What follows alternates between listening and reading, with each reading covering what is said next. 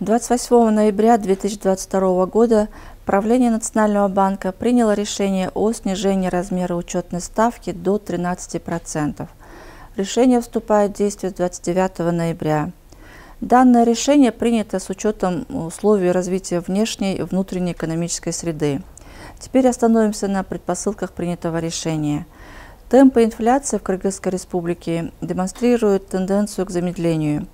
По данным на 18 ноября 2022 года, годовая инфляция составила 14,5% и снизился с 15,4% в октябре 2022 года.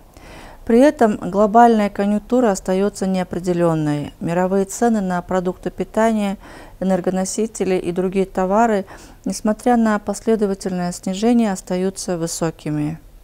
Экономика Кыргызской республики продолжила положительную динамику. Темп прироста реального ВВП по предварительным данным Национального статистического комитета Кыргызской республики по итогам октября 2022 года составил 7%. Деловая активность поддерживается секторами промышленности, услуг и сельского хозяйства.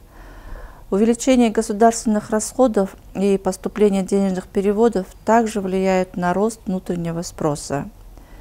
Несмотря на негативные внешние шоки и повышенные инфляционные ожидания, реализуемая денежно-кредитная политика позволила минимизировать давление на национальную валюту. Также обеспечены благоприятные условия как для повышения ресурсной базы банковского сектора, так и для роста кредитования экономики. В целом, под влиянием указанных факторов ожидается, что замедление инфляционных процессов продолжится в следующем 2023 году. Национальный банк на постоянной основе отслеживает складывающуюся ситуацию и при необходимости будет принимать соответствующие меры для достижения цели по обеспечению ценовой стабильности в среднесрочном периоде.